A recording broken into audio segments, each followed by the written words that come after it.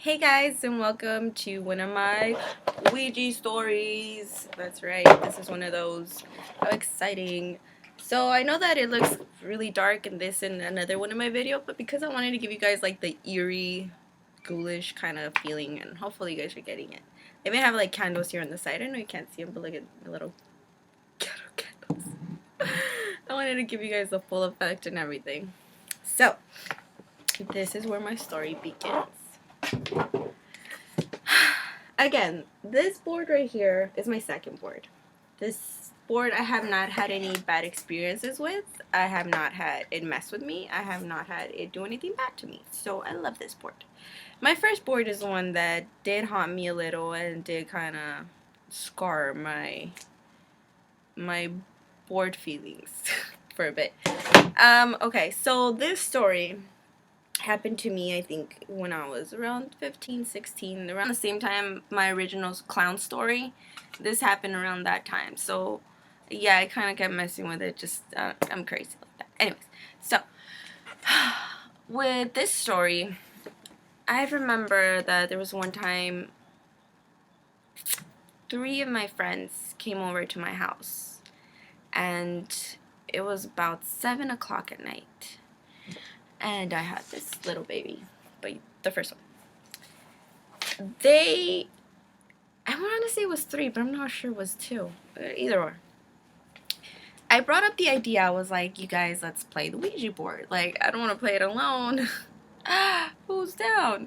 And they actually were down, and they were like, you know what? Let's go to your little studio in the back, cause I had like my dad made me like a little studio in the backyard. It was just like my little private room, and I had like my karaoke and then anyways, going out of subject. They were like, let's play it there, cause it's like, you know, your parents won't hear us, or we'll be like by ourselves. So I was like, well, whatever, let's go. So we went to my little backyard, and we turned the lights off, and we started playing there. At that point, it did start moving.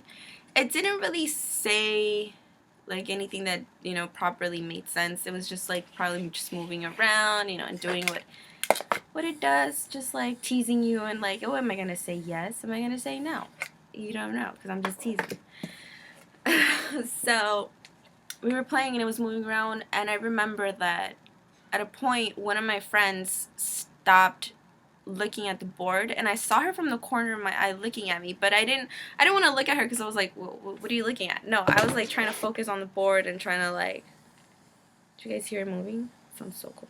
I was focusing on the board and focusing on, you know, what it was going to say. And after a while she was like, guys, stop it. And then she was like, she looked at me, she was like, you're starting not to look like yourself. And I was like, what do you mean? And she was like, turn the light on. So I turned the light on, and then she looked at me. She was like, okay, it's you, but you were starting to freak me out. And I was like, why? And then she was like, you were starting to look like a skull. And I looked at her, and I was like, really? And she was like, dude, that was weird. That's really freaking weird. When she said that, it freaked me out because it wasn't the first time that I was told that. Like, apparently I looked like a freaking, I had the image of the skull at night, and it was weird. So after that, it was just like, okay, well, let's just not play in the studio anymore. Let's go to the park. Let's go somewhere else. So they were like, okay, well, fuck it, let's go. We're freaking daredevils. We're crazy. Let's do this. So we took the board over to the park. Like I said, in my previous story, I lived, there was a park in the back of my house. So literally I just walked like a little bit, and the entrance was like on the side, and then, you know, head to the park. So we got there, and it was freaking dark. Obviously, it was freaking scary. It was like freaking 9:30 at night. And we picked a bench, like the kind of going deep into the park, and we picked like some random bench there. So we sat down, and there was one girl sat next. A girl sat, one of my friends sat next to me, and then there was 2 girls, you know, in the front, and the board was in the middle. So it was still in the box. We were like still all looking at each other like, do we really want to do this? Like, we're at the park, and it's scary. It's 9:30, and we might die out here. But we were crazy. We were rebels. We did it anyway. So we took the board out of the box, set it down, and started moving it around. At that time, I didn't really know like what the guidelines were in order for demons or bad energies or bad jujus not to follow you. But now I do know that you're supposed to protect yourself. But I didn't at that time, so it did mess me up. So we started moving it around. We started asking questions, and we started, is anybody there? Does anybody want to talk to us? And it started moving. It started going crazy. At a point, we did ask it, are you a boy or are you a girl? And it said, girl. And after a while, I think maybe like 5 minutes of asking it, like, where did you die? Like, how old were you? It just stopped moving. And we were just like, well, it's kind of boring now because she wasn't even talking and it wasn't even really moving.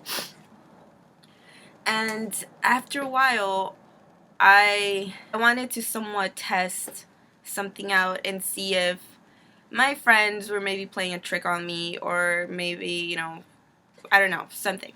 So one of my exes had passed away not too long ago, from, maybe some years before that situation happened, and he passed away in that park. So when we were there, the person that was next to me, I told her about him, and she said that she had known him and she was willing to give it a shot to see if he was actually going to be able to talk to us through the board.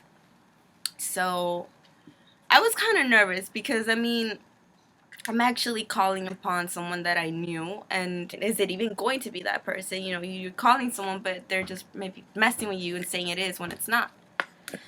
So I closed my eyes. I remember I closed my eyes, and with the girl that was next to me, I told her, okay, help me call him, say his name. So she was like, okay. So we were, we all four of us had our hands in the little triangle, and me and her were calling his name. And then out of nowhere, we were like, are you here?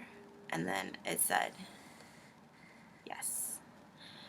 Obviously, like, with that answer, it could still be anyone. So, you could tell me that you're there, but you're not, it's not you. So me and her looked at each other, but at the same time, we were like, well, it could be, like I said, it could be anyone. So I looked at her and I was like, how is there a way that we can make sure that this is him? So she was like, well, I don't know. Like, is there something that, is there something we could use? So I recalled, when we were friends, me and him, after we had broken up, we would see each other at the park, and we would, like, point out at each other, be like, nako. Like, I would tell him that, and he would look at me and be like, naka. But it would just be our way to just be like, hey, what's up, loser, and, he would walk away, or I would walk away. So, that was, like, our way of saying what's up. So I asked, I'm going to say the spirit. I asked it, I was like, what was the nickname that you always called me when you would see me pass by? So it started to, like, hold on, let me cover it. Let me uncover it. It started to move around, and then it started to go here. Hold on. It's so hard to do it. It went this, and then it went up, and then it's so hard to do this, and then well, you get the point. It spelled out Naka, which is what he used to, call me. And when that was spelled out, it threw me off guard. Like, I was not expecting that. That was the last thing I was expecting, I thought it was just gonna go in circles and just be like goodbye, or just say yes, or just say no, or just go around the question and not even answer it. But it actually said it, and it freaked me out. It really did. I looked at her, and once that happened, she immediately looked at me, and she was like, did he call you that? Was that the nickname that? No, I looked at her and I was like, that was it. That was the nickname. And, like, my face was just, like, pale because I was just freaked out. I didn't want to continue it. Honestly, that was way too much for me. I didn't want to. And after that, like, it was just a weird vibe in the air, and it was like a heavy vibe. And I just told them, you know what, guys, like, let's just go. Like, I don't want to do this anymore. This is too scary. And they were like, yeah, you're right. Like, there's a weird feeling in the air. Let's just close it up, say goodbye, and let's just leave.